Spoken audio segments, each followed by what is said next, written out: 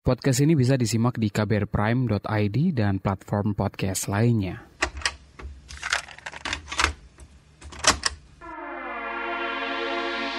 Kamu lagi dengerin Love Buzz bersama saya, Asrul Dwi.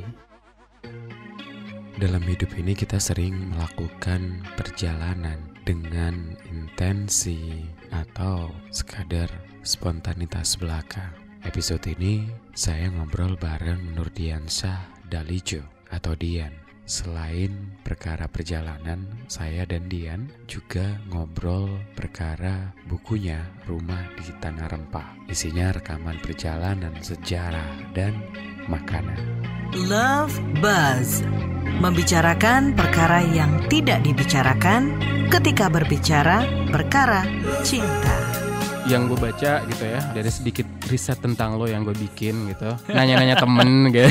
Oke. Kan lo banyak melakukan perjalanan gitu. Apa sih sebenarnya dari perjalanan ini yang lo demen gitu, yang pengen lo cari ketika lo melakukan perjalanan gitu? Sebetulnya jalan-jalan sih secara umum kan hal yang menyenangkan ya, itu rekreasi. Tetapi juga ya kita apalagi tinggal di kota gitu, di Jakarta dengan segala kompleksitasnya dan keruwetannya pasti butuh, kalau kata anak-anak sekarang kan healing gitu ya. Tetapi juga perjalanan kan sebenarnya adalah proses ya. Ketika kita keluar dari tempat di mana kita biasa beraktivitas, tinggal atau bekerja yang rutin, terus kemudian kita ke tempat yang baru, itu ada hal yang menurutku sih menarik dan jadi proses belajar untuk mengenal tempat baru, mengenal orang-orang baru gitu. Aku sih tipe orang yang kalau kata orang mungkin ekstrovert gitu ya, tapi jadi kayak senang untuk kenal orang-orang baru di tempat di mana aku sama sekali nggak kenal gitu. Jadi itu menarik sih untuk kita bisa rekreasi dan juga belajar ya banyak hal. Tapi ada hal-hal spesifik yang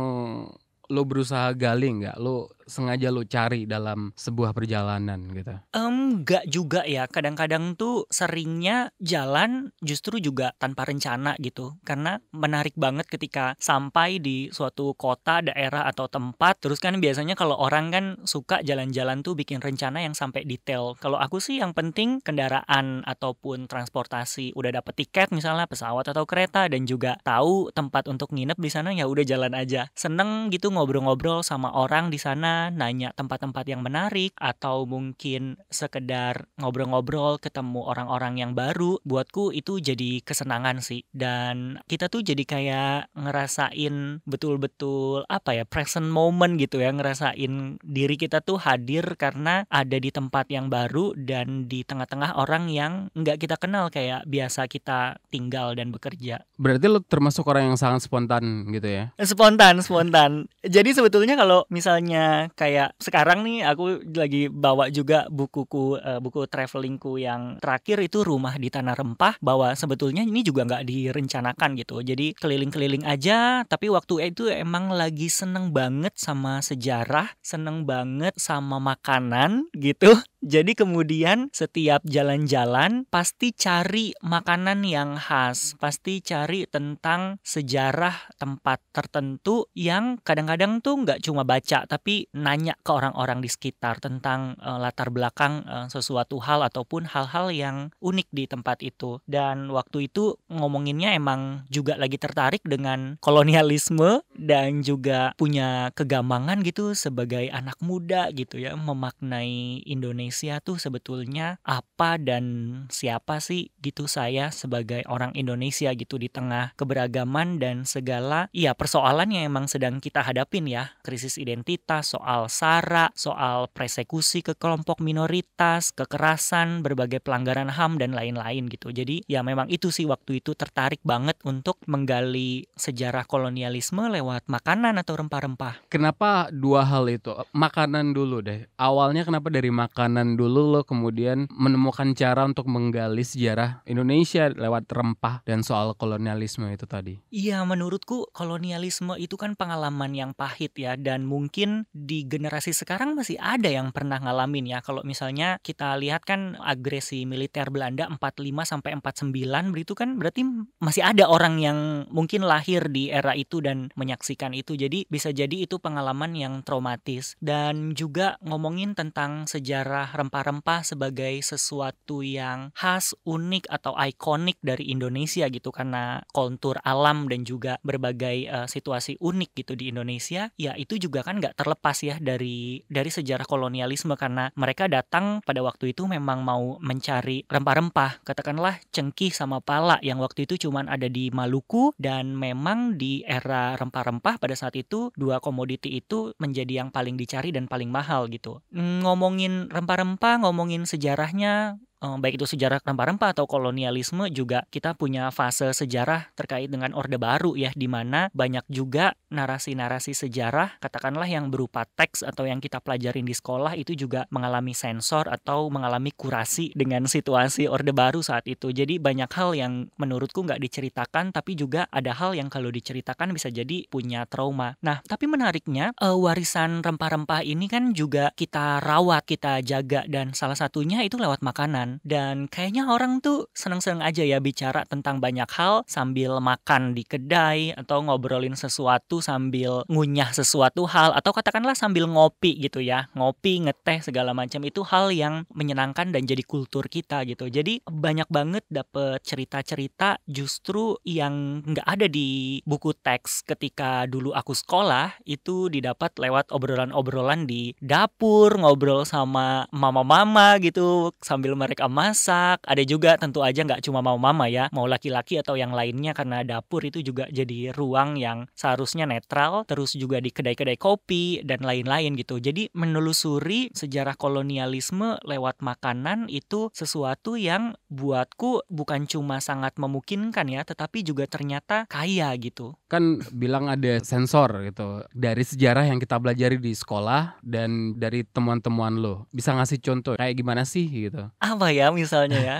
Yang sebenarnya yang menarik misalnya ketika aku jalan-jalan gitu ke Palembang, Sumatera Selatan gitu. Makanan yang paling khas di sana itu kan adalah pempek yang dulu dibuat dari ikan belida yang ada di Sungai Musi. Jadi waktu traveling ke sana menarik banget gitu, ada cerita tahun tanpa pempek, dan tahun tanpa pempek yang dimaksud itu atau tahun itu terjadi sekitar tahun 6566 ketika pembantaian, katakanlah pembantaian 65 ya, terhadap orang-orang yang terkait dengan komunisme atau Partai Komunis Indonesia, atau dituduh gitu ya. Itu kemudian ada yang ditangkap, ada yang hilang, ada yang mungkin dibunuh dan dipenjara dan lain-lain. Jadi tahun tanpa pempek yang dimaksud itu ternyata adalah mitos, atau katanya, karena aku nggak menelusuri secara dalam karena aku bukan peneliti dalam konteks buku Rumah di Tanah Rempah ini, pada waktu itu orang-orang nggak mau makan pempek karena Sungai Musi itu bau dan warnanya itu gelap bercampur dengan, katanya itu adalah darah dan juga mayat dari orang-orang yang ditenggelamkan di Sungai Musi gitu.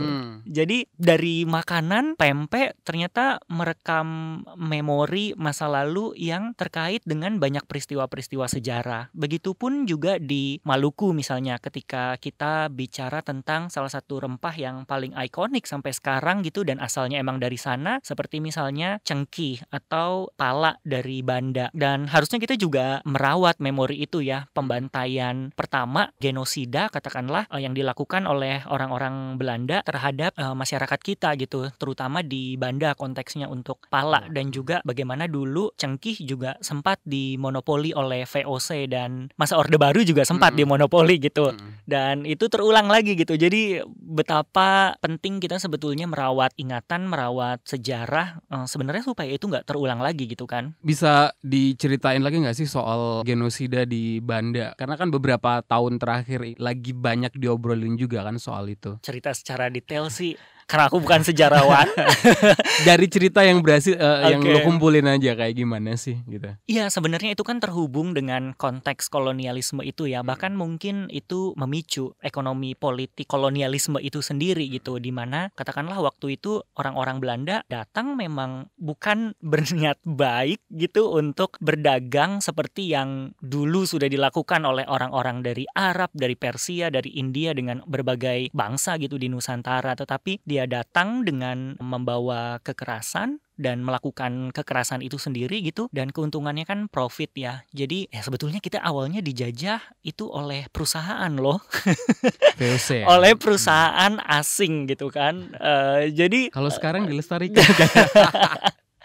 gitu loh. Jadi kadang-kadang tuh kita suka lupa gitu bahwa penjajahan itu sebetulnya kan punya konteks gitu di kita. Yaitu tadi terkait dengan perusahaan dagang asing gitu, VOC, dan juga kan kemudian ketika VOC bubar dengan berbagai alasan gitu, salah satunya juga adalah korupsi di dalam internalnya mereka, ya baru kemudian ada pemerintah Hindia Belanda gitu ya yang kemudian meneruskan penjajahan itu gitu. Jadi kupikir konteks itu penting banget untuk juga kita pahami gitu kan, dan kita pelajari sama-sama. Mungkin banyak dari kita yang nggak sadar kalau sebenarnya kita juga punya residu trauma itu ya atas penjajahan yang terjadi gitu. Kita sebagai orang yang lahirnya nggak mengalami itu masih merasakan sisaan itu. Nah, seberapa sih pengaruhnya itu ke dalam diri lo sendiri untuk mencoba ngilangin trauma itu? Tapi masa sih nggak ngalamin? Maksudnya kayak Nggak nyadar aja Oke, sih mungkin sebenarnya. ya. Karena inget banget kan sebenarnya pidato Soekarno tuh di konferensi Asia Afrika yang bilang bahwa kolonialisme itu di zamannya mungkin bisa jadi gampang dilihat atau gampang Yes. dilawan, tetapi kan kemudian dia bisa berkembang neokolonialisme Iya. katanya gitu kan.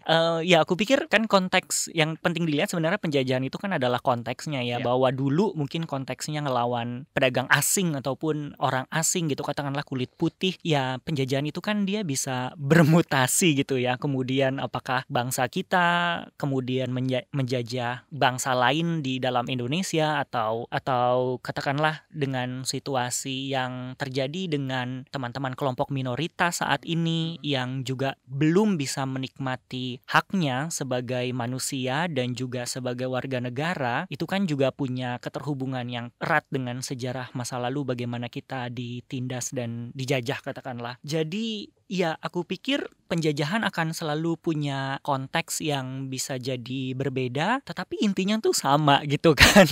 Bagaimana kita ditekan, bagaimana kita dibatasi, bagaimana hak-hak kita kemudian dilanggar atau enggak dilindungi atau enggak dipenuhi gitu ya. Jadi itu sih gitu. Jadi kayaknya bisa jadi nggak selalu kontekstual untuk ngomongin kolonialisme terkait dengan kulit putih selalu gitu ya, pria-pria kulit putih gitu, tapi bisa jadi itu tadi dia punya makna yang berbeda, konteks yang berbeda sesuai dengan zamannya yang juga berubah. Sayangnya kan nggak banyak orang yang punya dalam tanda kutip kepekaan gitu kan untuk mengenali itu. Kalau zaman dulu ya Belanda kulit putih datang gitu kan menjajah udah kelihatan. Kalau yang sekarang gimana sih caranya mengenali itu gitu kali? Aku pikir kepekaan yang secara personal aku bisa rawat itu justru aku dapat dengan jalan-jalan gitu ya. Aku mungkin mewakili generasi yang punya banyak privilege atau keistimewaan gitu, dengan orang tua yang Jawa, lahir dan besar dan kini juga tinggal dan kerja di Jakarta gitu ya, di kota besar dengan segala keistimewaannya gitu ya di Jakarta. Jadi dengan melakukan perjalanan ke berbagai tempat itu kemudian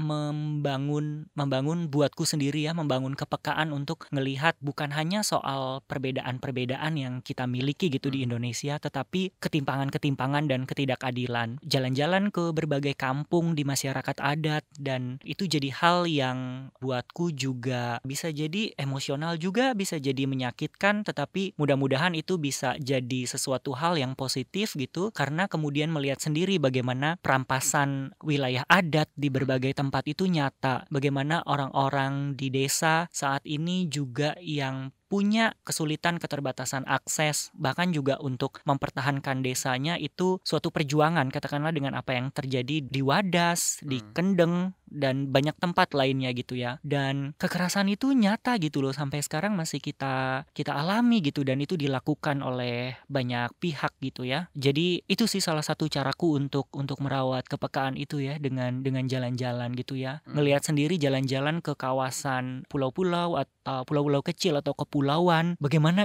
keterbatasan akses gitu ya, dari soal transportasi, dari soal ketimpangan harga-harga barang katakanlah di Indonesia Timur itu nyata banget. Dan itu baru ku sadari ya setelah aku keluar dari Jakarta dan jalan-jalan. Jadi jalan-jalannya tuh kayak berujung pada banyak banget perenungan dan kegelisahan yang kayaknya aku perlu keluarin. Jadi kemudian coba ditulis di buku Rumah di Tanah Rempah ini. Berarti kalau ada yang nanya waktu sebelum lo banyak melakukan perjalanan gitu tentang identitas keindonesiaan lo gitu, itu berarti udah berubah ya dari dulu sebelum jalan-jalan kemudian ke sekarang gini. Ya itu pertanyaan yang kayak selalu menghantui aku gitu ketika jalan-jalan. Siapa kita sebagai orang Indonesia gitu? Apakah kita mau memaknainya dengan identitas tertentu ya? Maksudnya identitas dalam arti kita di Indonesia nih hidup dengan banyak banget lapis identitas. Yeah. Mau seperti apa gitu? Kayak di Indonesia itu kan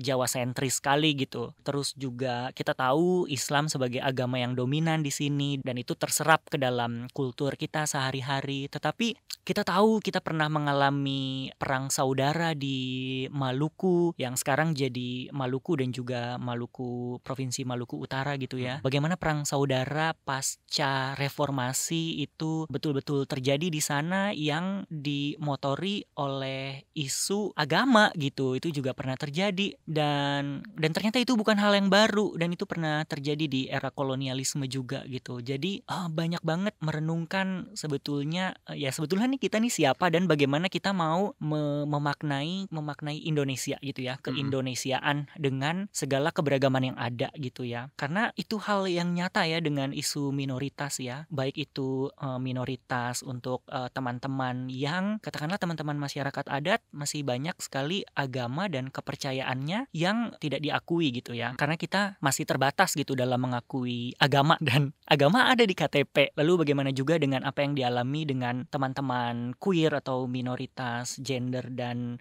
seksualitas lainnya gitu ya. Dan masyarakat adat, petani, nelayan, perempuan, macam-macam gitu. Jadi kupikir itu juga jadi perenungan untuk kita ya. Apa sih sebenarnya Indonesia itu? Iya, siapa apa sih gitu? itu Indonesia, siapa dan apa dan gimana kita mau memaknai Indonesia ya gitu. Indonesia nggak sama dengan pribumi gitu. Iya, Bumi Putra ya. Mungkin kalau kita ngomong sekarang kayak Bumi Putra lebih enak. Kan itu kan ada kegamangan ya berarti di dalam diri kita ya. Karena kayak kita masih bilang pribumi untuk membedakan diri kita dengan katakanlah yang sering dipakai gitu ya untuk mendiskriminasi orang-orang Tionghoa gitu. Padahal orang-orang Tionghoa itu bisa jadi dia udah lebih dulu ada di sini kan ketimbang orang-orang kulit putih atau ketimbang bangsa-bangsa lainnya gitu. Dan mereka ikut berjuang kok dalam melawan kolonialisme dan imperialisme gitu. Jadi membayangkan Indonesia tanpa orang-orang Tionghoa kayaknya apa mungkin gitu ya. Kayak makanan kita aja semua tuh juga nggak semua sih, maksudnya banyak dari tradisi kuliner kita itu punya pengaruh dari orang Tionghoa. Mie katakanlah. Nah itu dia benar. Tapi kan juga ada konteks lokal, misalnya kayak kita tahu mie itu dari asal muasalnya dari Tiongkok misalnya ya. Tapi kan kemudian ada mie Aceh, ada mie Jawa, ada berbagai macam mie lagi gitu ya. Ya mungkin gak sih membayangkan Indonesia tanpa orang-orang Tionghoa? Kan gak mungkin, maksudnya kayak Tionghoa itu bagian dari Indonesia kan. Makanan Indonesia itu sebenarnya juga agak susah kan untuk didefinisikan sebenarnya. Iya gak sih? Apa itu makanan Indonesia? Nah itu dia. Dari perjalanan lo kira-kira simpulannya kayak gimana? Ada gak sih gitu? Ya itu hal yang kemudian itu tadi ya sangat-sangat lekat dengan berbagai persinggungan ya. Apakah kemudian kita mau bilang nasi goreng tuh makanan Indonesia gitu kan ya. Tapi kan juga kita tahu tradisi nasi goreng juga gak lepas dari tradisi kuliner orang-orang Tionghoa yang ada di sini gitu. Tapi itu menarik sih. Mungkin bisa dimetaforkan kayak gitu ya. Itu pertanyaan yang mungkin akan jawabannya itu berkembang gitu ya. Karena pada kenyataannya kita cuma mengenal ada kuliner Padang, ada kuliner Aceh, bahkan kadang-kadang tuh spesifik ya, provinsi terus dispesifikin lagi, misalnya kuliner Jawa Tengah, terus ada kuliner Semarang, terus ada kuliner yang lebih spesifik lagi mengacu pada kewilayahan yang lebih kecil. Tetapi kemudian kan itu kayak puzzle ya, ngelihat Indonesia, ngelihat tadi itu makanan Indonesia, ngelihat itu orang Indonesia kayak puzzle yang dia itu nggak akan jadi suatu gambaran yang utuh kalau ada potongan yang nggak dianggap atau hilang. Dan aku pikir itu juga penting untuk kita melihat bahwa kelompok minoritas itu ada, nyata, dan yang penting juga bagaimana kita kan mengakomodir kebutuhan-kebutuhan dan juga kepentingan-kepentingan minoritas gitu ya di dalam situ, karena mereka juga yang menjadi bagian dari satu potret utuh yang terdiri dari banyak puzzle gitu. Itu mungkin orang lupa kayak gitu kali ya, untuk ngelihat gambar besarnya gitu, keseluruhan gitulah ya. Jangan sebagian aja dikotak-kotakan atau dipotong-potong itu tadi ya, kayak kue lapis kan. Iya, maksudnya kayak keberagaman itu punya banyak lapis dan dimensi gitu. Kadang-kadang kita tuh suka jadiin keberagaman tuh sebagai sesuatu yang kita elu-elukan, tetapi kan di dalam keberagaman itu bukan cuma keberagaman bahasa, keberagaman kuliner, keberagaman ras, tapi juga ada keberagaman agama dan kepercayaan, keberagaman orientasi seksual, keberagaman gender, keberagaman dalam konteks masyarakat adat gitu, dan lain-lain gitu. Terus kemudian bagaimana kita mau mengakomodir gitu. Kayak prihatin misalnya dengan situasi yang saat ini gitu, di mana kampanye anti LGBT itu jadi jualan politik atau jadi kambing hitam gitu ya. Padahal kan orang-orang queer itu juga orang-orang Indonesia gitu. Nah itu kalau sepanjang perjalanan lo itu, kalau kita ngelihat konteks soal keberagaman identitas gender dan seksual ya, dari sekian banyak kota atau daerah yang lo kunjungin gitu, penerimaan mereka terhadap teman-teman keberagaman identitas gender dan seksual kayak gimana sih? Ya tentu aja beragam juga ya. Tapi menurutku mungkin penting untuk kita memahami bahwa keberagaman gender dan seksualitas itu sesuatu yang sangat alamiah. Dan itu jadi bagian dari Indonesia gitu. Maksudku orang-orang queer itu udah ada jauh sebelum kedatangan orang-orang Eropa ke sini gitu. Jadi sangat nggak kontekstual ketika ujaran kebencian atau ketidaksukaan atau bahkan sampai ada istilah anti LGBT gitu ya, itu dilontarkan dan dikait-kaitkan bahwa itu sesuatu yang terkait dengan Barat gitu. Padahal justru nilai-nilai kebencian atau ketidaksukaan atau katakanlah queerphobia atau homofobik dan transfobik itu justru diperkenalkan oleh orang-orang Barat gitu, di mana di negara-negara Barat itu memang punya sejarah mereka mengkriminalisasi orang-orang queer, sementara kita enggak gitu. Dan itu melekat di dalam spiritualitas dan kebudayaan karena orang-orang queer di berbagai tempat, di berbagai bangsa di Indonesia itu eksis. Mereka punya semacam istilah perbendaharaan kata dalam bahasa lokal yang itu juga kaya gitu. Misalnya di masyarakat adat Bugis di Sulawesi Selatan kita tahu mereka misalnya mengakui ada 5 gender. Jadi bukan hanya laki-laki dan perempuan, tapi bahkan ada 5. Dan masing-masing dari 5 gender tersebut itu ada sub-subnya lagi. Jadi bayangkan betapa rumitnya gitu ya. Di Toraja juga ada Tok Burake. Tok Burake, kalau yang saya waktu itu jalan-jalan ke Toraja dapat cerita dari orang-orang Toraja, Tok Burake ini semacam pemimpin yang memimpin upacara adat untuk pemberkatan ladang atau sawah mereka gitu. Dan bayangkan itu dilakukan oleh Tok Burake yang mungkin bisa dipadankan dengan orang-orang transgender atau non-biner karena mereka mungkin disematkan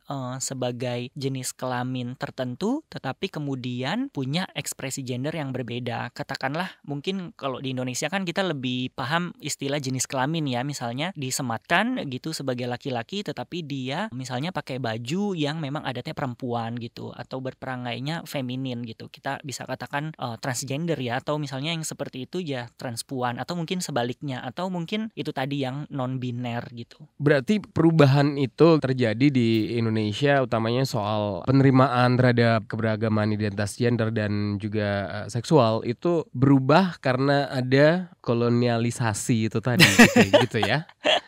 Semua salah kolonialisme. Enggak juga gitu. Tapi maksudnya dalam konteks kita sebagai negara yang pernah dijajah, aku pikir memang ada banyak hal gitu terhubung dengan penjajahan itu sendiri ya. Penjajahan selalu terkait dengan juga pelanggaran atau pengabaian hak asasi gitu. Dan sekarang kita lihat sendiri gitu, setelah kita merdeka gitu dari tahun 45, apakah kita juga masih mau mengadopsi praktek-praktek yang pernah dilakukan oleh orang-orang yang menjajah kita gitu, dengan mengabaikan hak asasi manusia gitu, hak sebagai warga negara gitu ya. Ya memang kan faktanya sekarang dengan situasi yang homofobik, transfobik, atau katakanlah kelompok minoritas dijadikan kambing hitam gitu untuk politik praktis gitu ya. Pejabat kalau ngomong anti LGBT langsung populer, langsung tenar gitu ya. Tetapi bisa nggak sih kita bayangkan bahwa ketika kita ngomong gitu kan punya konsekuensi, misalnya teman-teman transpuan yang punya keterbatasan akses pekerjaan terus kemudian jadi semakin terancam hidupnya gitu, dan memicu orang-orang untuk juga mengujar kebencian terhadap mereka dan bahkan itu sampai mengancam ya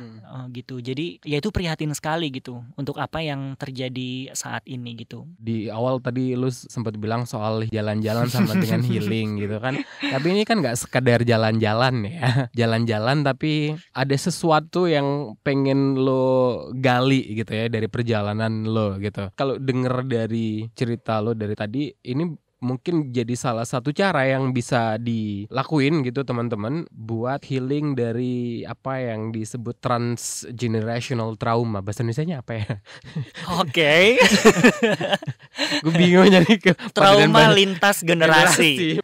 Gitu gak sih? Lo harus juga kenal diri lo, dalam arti juga kenal identitas keindonesiaan lo dan bagian buruk-buruknya juga gitu kan. Mungkin juga ya, karena aku kan sebetulnya mewakili generasi yang tercerabut dari asalnya ya, karena kedua orang tuaku itu berasal dari desa gitu di Jawa, yang kemudian mereka harus pergi ke kota, ke Jakarta untuk bisa dapat pendidikan dan pekerjaan yang layak gitu. Karena kita tahu di era Orde Baru itu situasi petani sangat tidak baik gitu ya, dan prihatin juga sampai saat ini pun ternyata juga nggak banyak berubah gitu ya. Jadi bayangkan kedua orang tuaku dulu harus pergi dari rumah gitu ya, dan kemudian aku lahir dan besar di kota yang berbeda dari tempat kedua orang tuaku lahir dan tumbuh berkembang gitu. Aku inget gitu ya, ketika kecil waktu SD, orang tuaku ngajarin aku berbicara dalam bahasa Jawa di rumah, tetapi aku nggak mau ngomong bahasa Jawa karena aku tinggal di pinggiran Jakarta gitu ya. Karena aku inget waktu SD kita tuh kan sering sekali ya melakukan perundungan gitu ya, dan itu tuh dianggap jadi hal yang dinormalkan dalam bercandaan anak-anak gitu ya. Jadi aku ngeliat banyak sekali anak-anak yang punya logat kedaerahan, bukan Jakarta atau bukan bahasa Indonesia yang baku, itu dibilang kampungan. Jadi aku inget banget ketika kecil aku nggak mau bicara dengan bahasa ibuku karena aku nggak mau aku udah dirundung sebagai anak queer gitu ya, yang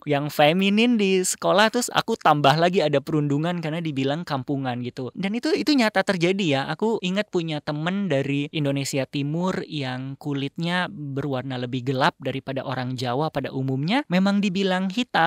Dan juga ada kawan yang Tionghoa dikatainnya Cina. Aku anak yang Jawa, mayoritas Muslim, tapi feminin dikatain dipanggil bencong gitu. Jadi bayangkan itulah masa kecilku yang punya banyak sekali pengalaman perundungan gitu. Stereotip orang Jawa kalau ngomong bahasa Indonesia harus medok. Gue bahkan kalau nggak medok sih dapat pertanyaan kayak iya gitu. Iya kan, itu ya, terus kenapa? Ya itulah ya proyek, mungkin juga proyek bahasa di era Orde Baru, karena kita tahu kan ada ejaan yang disempurnakan. Lalu juga mungkin terkait dengan perspektif pembangunan gitu, karena kesannya kalau orang berbicara dengan bahasa daerah atau punya logat gitu yang bukan orang Jakarta langsung dibilang kampungan gitu. Jadi aku dulu nggak mau belajar bahasa ibuku gitu, dan itu hal yang juga amat aku sesali gitu, karena kemudian aku jadi kan nggak tahu identitasku tuh siapa, karena ya lahir besar di Jakarta tapi bukan orang Betawi juga gitu. Jadi siapa aku gitu kan, pengungsi gitu. Belajar bahasa Jawa lagi nggak? Kayaknya kalau belajar bahasa itu secara personal hal yang sangat sulit gitu ya. Tapi aku kemudian punya banyak sekali ketertarikan dengan budaya Jawa untuk tahu akar dari diriku ya. Waktu nulis buku Rumah di Tanah Rempah ini butuh waktu berapa lama sih?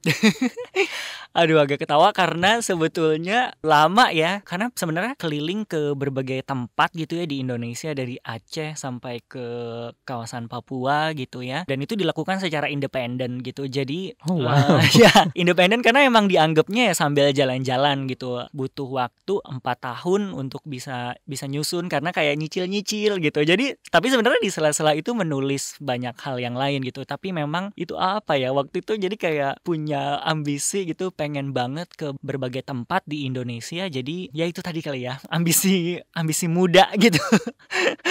Kayak bergairah untuk keliling ke berbagai tempat gitu. Dan juga kemudian habis jalan-jalan ya punya banyak kegelisahan yang kayaknya aku mau bagi gitu, kegelisahan dan keresahan ini ke banyak teman gitu yang mungkin anak-anak muda juga mengalami hal yang aku alami. Itu tadi ya, kegamangan soal identitas, mau tahu tentang sejarah lebih banyak daripada sekedar buku-buku teks yang dipelajarin dari generasi-generasi kayak aku ini, generasi Orde Baru gitu ya. Awalnya emang nggak ada kesengajaan untuk bikin buku gitu ya? Iya, nggak ada rencana pada awalnya. Jadi waktu itu yang pertama kali memicu itu jalan-jalan ke Lampung. Di situ aku mengunjungi rumah-rumah pamanku, beberapa paman yang memang ikut program perpindahan dulu, transmigrasi di era Orde Baru. Lalu kemudian ke sana dan ngelihat sekali ya ada perbedaan yang terlihat ya dari desa-desa transmigran dan juga desa-desa yang bukan transmigran, dan merasakan betul ada sisa-sisa mungkin pengalaman-pengalaman yang juga tidak menyenangkan yang pernah mungkin mereka alami gitu ya, konflik antara transmigran dan juga masyarakat setempat. Dan di sana tuh aku waktu itu ke pasar dan mau cari kopi, waktu itu beli kopi, dan kopi yang aku dapet itu berbeda dari kopi yang mungkin umum kita rasain gitu ya. Maksudnya gimana tuh? Bedanya Jadi apa? Lampung itu kawasan penghasil Robusta salah satunya yang terbesar ya, bukan hanya di Indonesia tapi mungkin juga di Asia Tenggara. Tetapi di pasar itu kopi di sana tuh dicampur pakai jagung atau beras bubuknya. Jadi rasanya aneh, dan kemudian aku jadinya cari cerita itu. Kenapa orang-orang di sini tuh punya tradisi mencampur bubuk kopi dengan bubuk bukan kopi untuk nambah massa dari si kopi itu sendiri. Karena ternyata di zaman kolonialisme dulu banyak sekali, bukan banyak ya, mungkin hampir semuanya gitu ya kan, ada kerja paksa untuk juga tanam kopi gitu sebagai komoditi penting dunia gitu yang menguntungkan VOC dan pemerintah Hindia Belanda. Jadi pekerja-pekerjanya ini nggak bisa nyicipin kopi. Jadi kemudian mereka tuh nyicipin, kalaupun bisa nyicipin adalah kopi yang kualitas paling rendah. Dan itu tuh terjadi berpuluh-puluh tahun sampai Indonesia merdeka gitu, dimana petani sendiri nggak bisa mengakses komoditi yang dia produksi gitu karena harganya mahal dan menganggap itu sesuatu yang prestisius, lebih penting untuk dijual aja daripada saya nikmatin. Jadi kemudian ada tradisi mencampur itu tadi, dan rasanya unik ya. Aku nggak mau kasih penilaian, tetapi itu unik. Dan ternyata itu juga, tradisi itu ada di kawasan Sumatera Barat, di mana ada masyarakat yang menyeduh teh bukan dari daun atau pucuk tanaman teh, tetapi daun tanaman kopi gitu, untuk ngerasain ada aroma kopi di situ, karena mereka nggak punya akses untuk bisa mencicipi olahan dari biji kopi yang sebenarnya gitu. Tetapi itu kemudian kan sesuatu yang jadi tradisi, tetapi punya keterhubungan dengan bagaimana dulu kita pernah ditindas gitu ya oleh orang asing gitu. Itu kalau kopi jagung sebenarnya di Jawa Timur juga ada ya. Ada.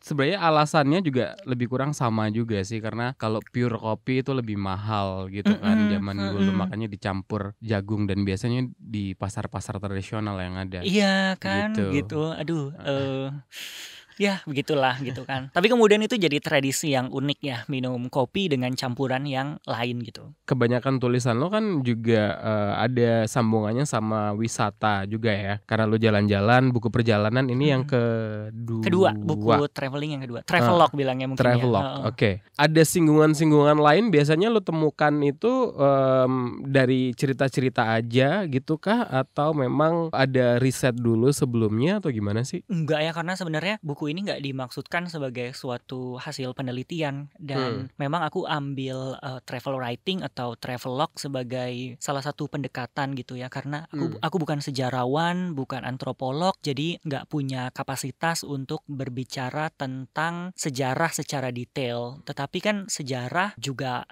budaya itu hal yang sangat umum, siapapun bisa punya pandangan, punya pendapat gitu ya. Jadi kemudian ya aku pakai pengalaman personalku. Seringkali sih tempat-tempat yang didatangin ada yang memang secara random ya entah gimana tahu-tahu datang aja karena suka gitu ya, atau karena penasaran ingin ke sana. Tapi ada juga tempat-tempat yang memang sengaja mau aku kunjungin karena punya ketertarikan yang juga terpicu dari bacaan-bacaan tertentu gitu. Misalnya tertarik waktu itu untuk keliling ke kawasan Kepulauan Maluku gitu, hampir 1 bulan keliling ke Kepulauan Maluku sana karena emang kayak tertarik banget sama sejarah awal mula bagaimana orang-orang asing itu mau gitu datang ke sana untuk cengkih dan pala. Jadi waktu itu sebelum datang ke Maluku banyak cari bacaan terkait dengan sejarah rempah-rempah atau sejarah kolonialisme atau yang terkait dengan cengkih dan pala. Jadi datang ke sana emang mau mengunjungi kebun-kebun cengkih, pala, dan mau tahu sebetulnya situasinya kayak apa dan kenapa gitu ya. Kolonialisme di Indonesia tuh awalnya bisa dimulai dari 2 komoditi itu gitu ya. Buku terbaru yang diterbitin Februari ini ada kan? Iya, aku nerbitin buku judulnya Desa Wisata.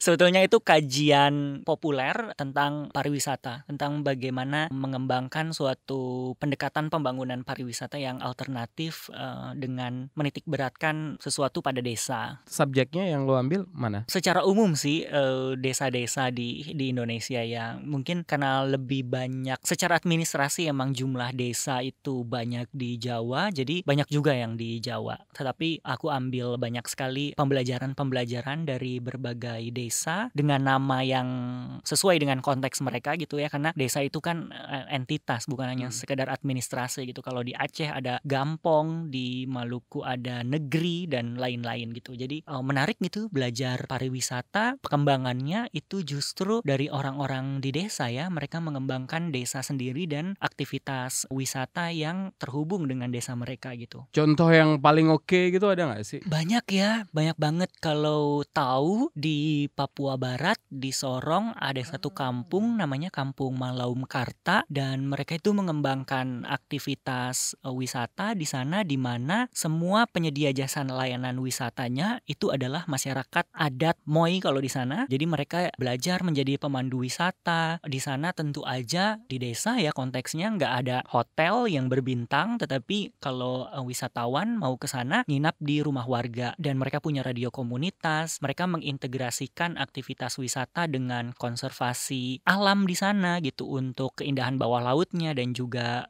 yang ada di daratan. Jadi menarik banget gitu di Kampung Malaum Karta. Sebetulnya banyak di kampung-kampung lain, di desa-desa lain. Dikelola secara independen gitu tanpa ada independen, dan lewat keuntungan dari aktivitas wisata atau kedatangan wisatawan ke desa mereka atau ke wilayah adat mereka, terus kemudian mereka bisa bangun jalan, mereka bisa dapat alternatif pendapatan. Karena biar bagaimanapun aku nggak mau bilang bahwa uang segalanya untuk masyarakat desa ya, tetapi uang itu bisa dipakai untuk menyekolahkan anak, untuk kemudian membelanjakan sesuatu hal untuk hal-hal yang meningkatkan kualitas hidup masyarakat juga gitu. Jadi itu penting banget gitu dan menarik banget gitu, mereka bisa membangun desa lewat pariwisata gitu ya. Secara ekonomi itu memberikan keuntungan untuk banyak hal. Tahun ini kira-kira ada rencana jalan-jalan kemana lagi?